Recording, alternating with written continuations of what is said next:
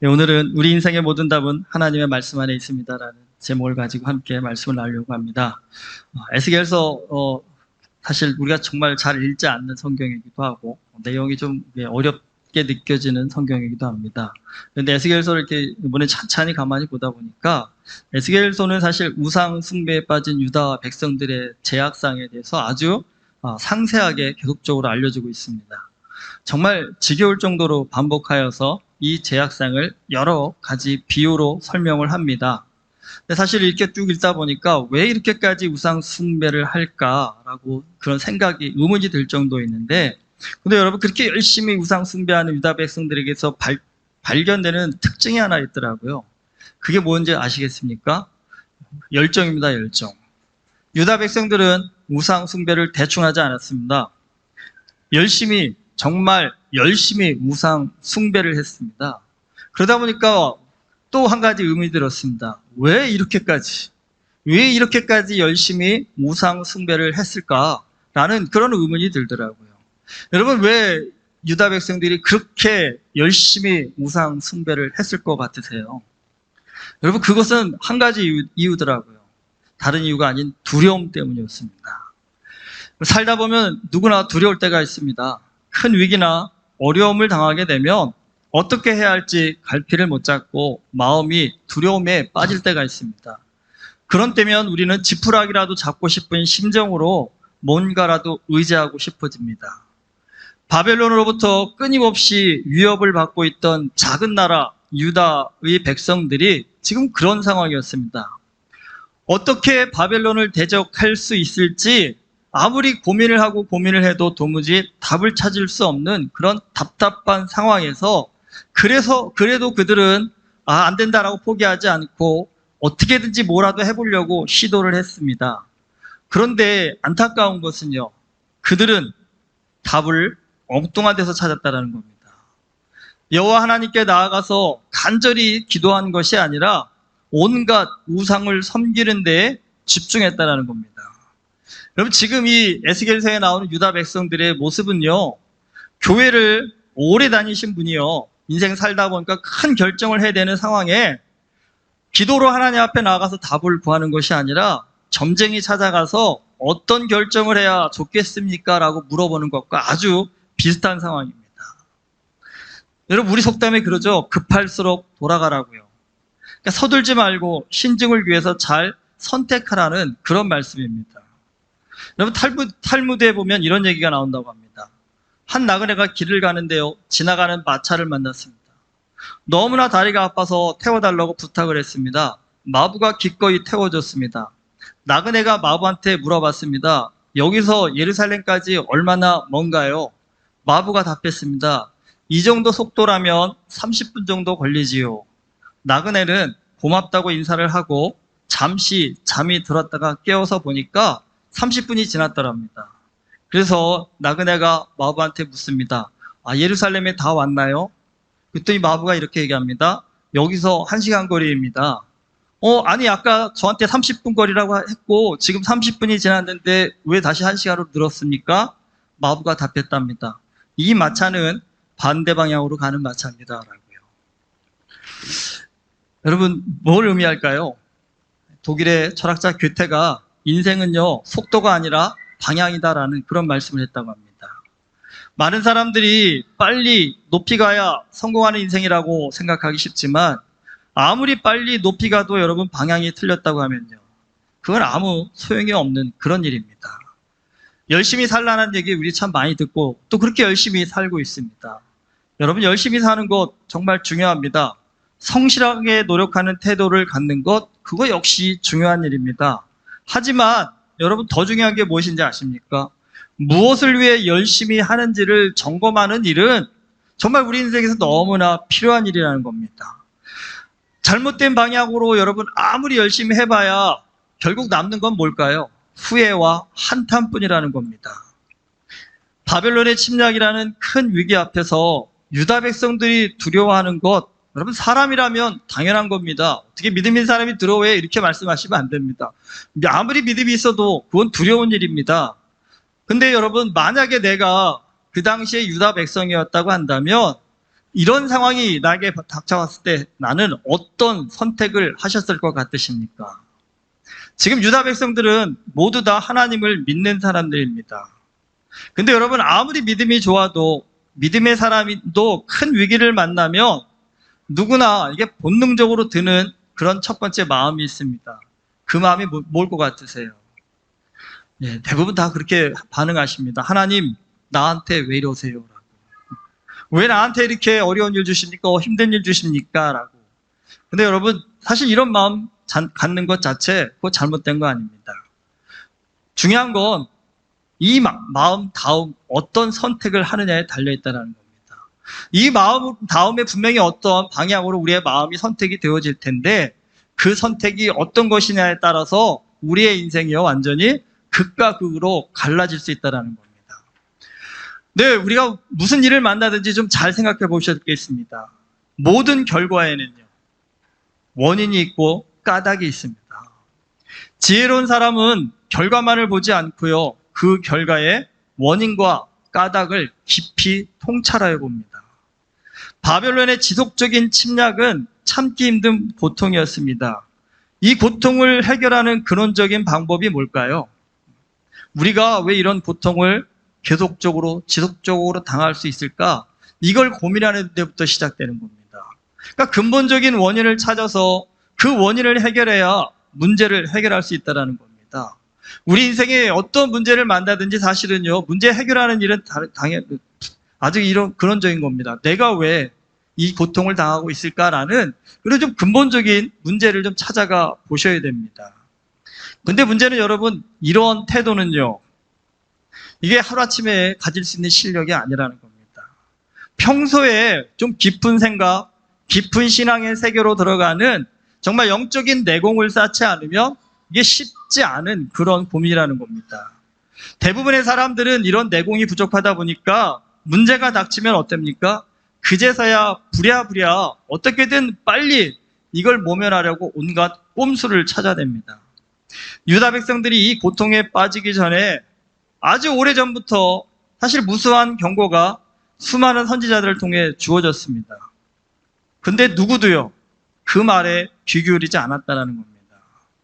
여러분 학교 다닐 때 선생님이 수업 시간에 하신 말 있죠. 이거 중요하다. 이거 시험에 꼭 나온다. 그렇게 아무리 강조해도 여러분 수업에 집중하지 않던 학생은 시험 보고 나면 항상 얘기하죠. 무슨 얘기합니까? 왜 가르친 거에서는 하나도 안 나오냐고.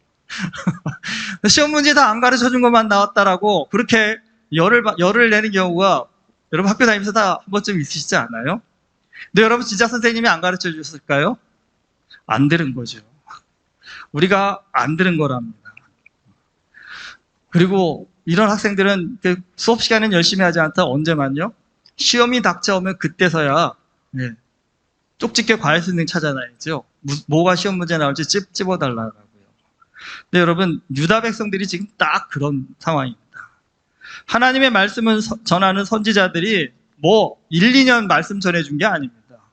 거의 100여 년이 넘게 니네 이러면 안 된다, 이러면 망한다라고 그리고 그 대안과 방법까지도 무수한 선지자들이 말씀을 전해 주셨습니다. 그런데 귀를 막고 그 얘기를 듣지 않다가 선지자들이 실제로 말했던 그 일들이 벌어지고 나니까 그제서야 정신 버뜩 차리고 뭐라고 합니까? 이게 뭔 일이야? 왜 이런 일이 일어난 거야? 라고 난리를 칩니다. 여러분 평소에 공부를 게을리한 학생은 시험이 다가오면 두렵지요. 근데 여러분 그 두려움의 원인을 뭐라고 정의할 수 있을까요? 시험이 다가오는데 학생이 두렵습니다. 그 두려움의 원인을 한마디로 정의하면 여러분 무지입니다. 무지. 모르기 때문입니다. 아는 게 없으니까 두려운 겁니다. 근데 여러분 우리 인생을 한번 좀 돌아보십시오. 살면서 우리도 두려움에 빠질 때가 굉장히 많은데 우리가 왜 두려움에 빠질까요? 똑같습니다. 우리가 무지하기 때문에 두려움에 빠지는 겁니다.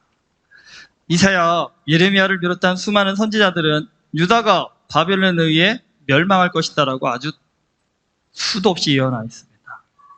하지만 중요한 것은 그들이 멸망할 것이다라고 그것만 예언한 것이 아니라는 겁니다. 멸망 후에는요 다시금 회복이 있을 것이다라고 또한 예언하였다는 겁니다. 그러면서 멸망의 과정은 비참할 거라고 힘들 거라고 견뎌내기 어려울 거라고 얘기하지만 뭐라고 얘기합니까? 그래도 끝까지 견디는 사람은 그 과정 속에서 자신의 죄를 깨닫고 하나님 앞에 진정으로 회개하고 돌아오는 사람은 영광스러운 회복의 미래가 열릴 것이다라고 또 분명히 예언하였습니다. 근데 문제는요, 그 말씀을 귀담아 듣지 않았다라는 겁니다. 귀담아 듣지 않으니까 결국 마음속에 그것이 남아있지 않았던 거고요. 그 일들이 벌어지고 나니까 이게 신앙 안에서 큰 오류가 생기기 시작하는 겁니다. 하나님께서 우리를 왜 이렇게 절망 가운데 빠뜨리시지?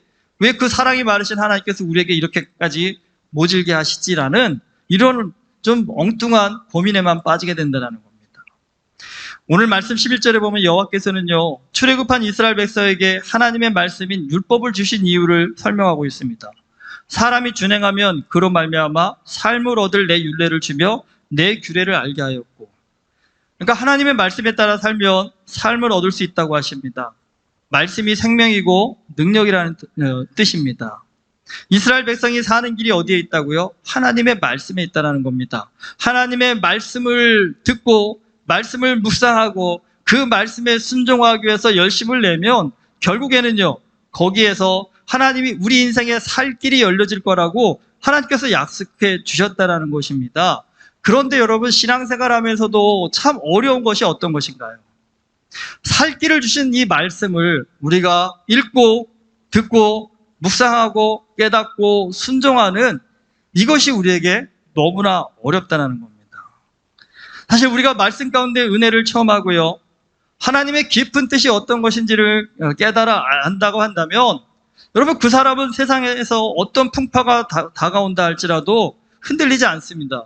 인생 보통 믿지 않는 사람이 큰일 났다라고 얘기하는데, 여러분 진짜 하나님의 말씀 가운데 은혜를 깨닫는 사람은 세상에 큰일 날 것 없습니다. 제일 큰일 날 봐야 죽는 일이잖아요. 근데 여러분, 정말 믿음이 있는 자라면요, 죽으면 천국에 소망을 갖는 확신을 갖게 되니까요, 큰일 날 게 없는 것이죠.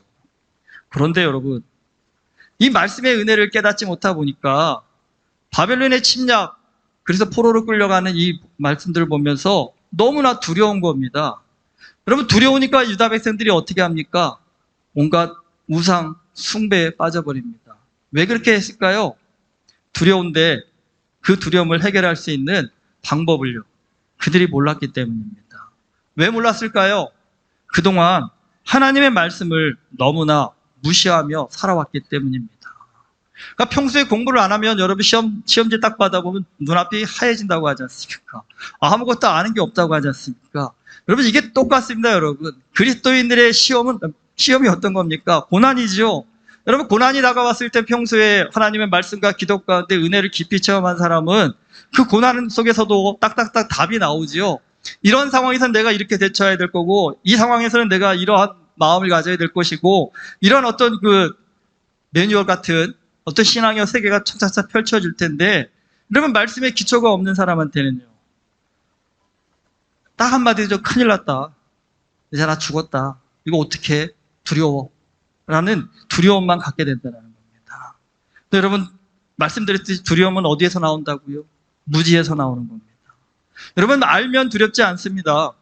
유다 백성들은 하나님의 말씀을 배우고 하나님의 뜻을 알 수 있는 정말 무수한 기회가 있었습니다. 하지만 그 무수한 기회를 스스로 저버렸습니다. 예레미야 29장 11절에서 예레미야는 하나님의 진심을 이렇게 전했습니다. 나 여호와가 말하노라, 너희를 향한 나의 생각은 내가 안 하니 재앙이 아니라 곧 평안이요 너희 장래에 소망을 주려 하는 생각이라. 여러분, 유다 백성들이요, 이 말씀에 진짜 조금만 주의를 기울였으면요, 엄청난 환란이 오고 고난이 오더라도 이게 하나님의 진심이 아니다라는 것, 하나님의 본심이 아니다. 하나님은 우리에게 재앙을 주시는 분이 아니라 평안을 주시는 분이고 장래에 소망을 주려 하시는 분이다라는, 여러분, 말씀의 은혜를 깨달은 사람이라 한다면 눈앞에 보이는 환란에 마음이 무너져 내리는 것이 아니라 이 환란을 통해서 이루실 하나님 나라의 소망이 무엇일지, 평안이 무엇일지를 바라볼 수 있는 믿음의 능력을 갖게 되었겠지요.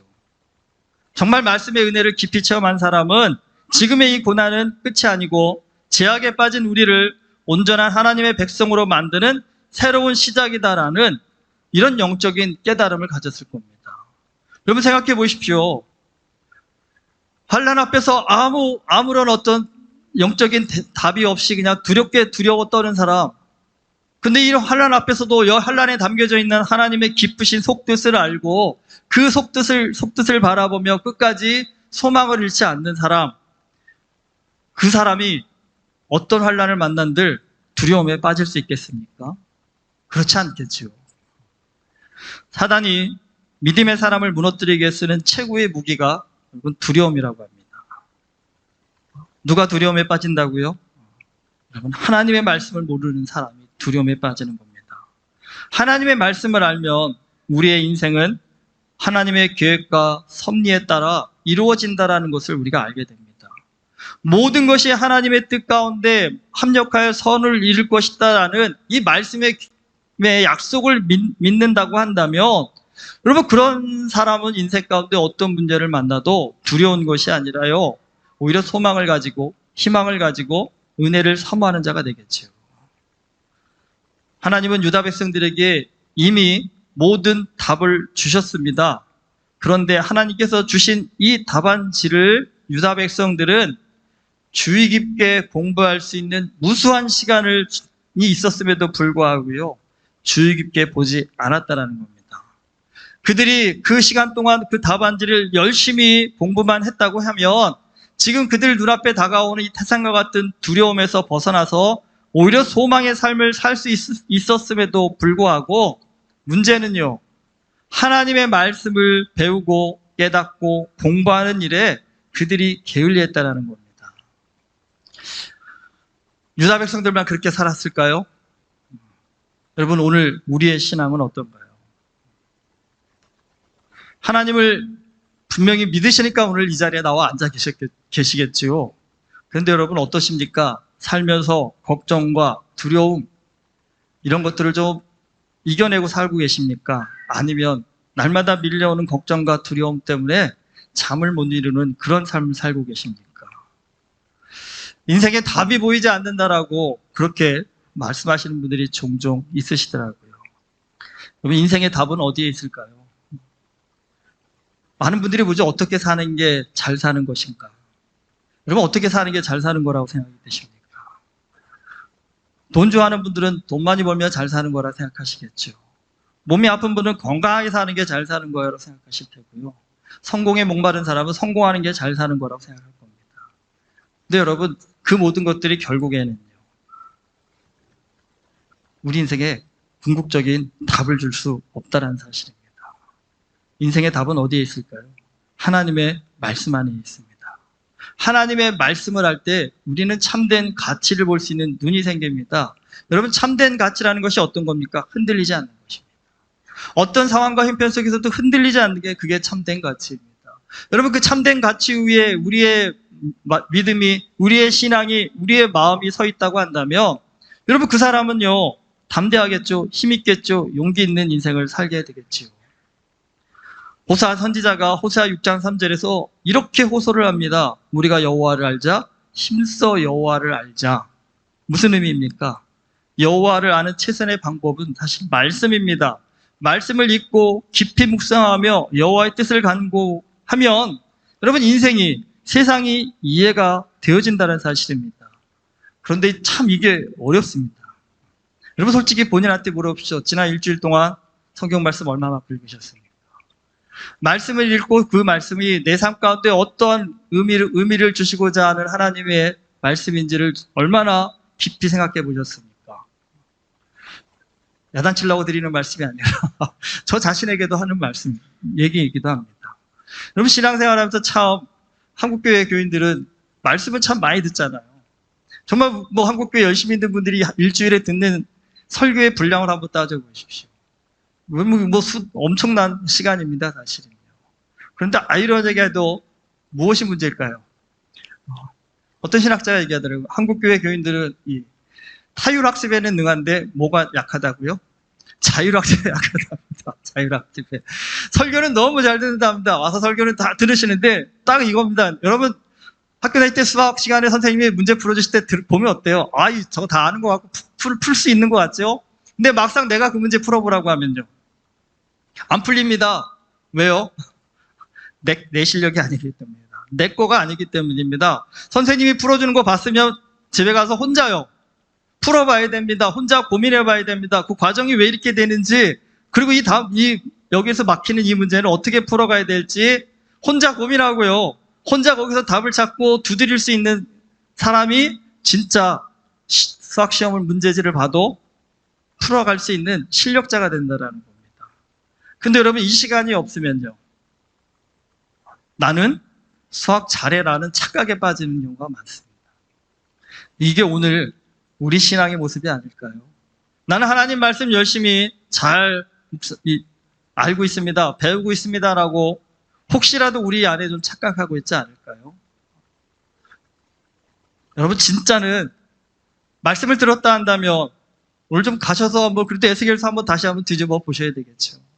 이 말씀이 그러한가 하여 좀 상고하여 볼 수 있는, 생각하여 볼 수 있는, 고민하여 볼 수 있는, 그리고 하나님 앞에 1대1로 서서 이 말씀을 통해 주님, 제가 뭘 깨닫기를 원하십니까? 제가 어떻게 주님 앞에 나아가기를 원하십니까? 라는, 여러분, 그러한 깊은 또 고민의 시간들, 묵상의 시간들이 결국은 그게 신앙인의 실력이고 능력입니다.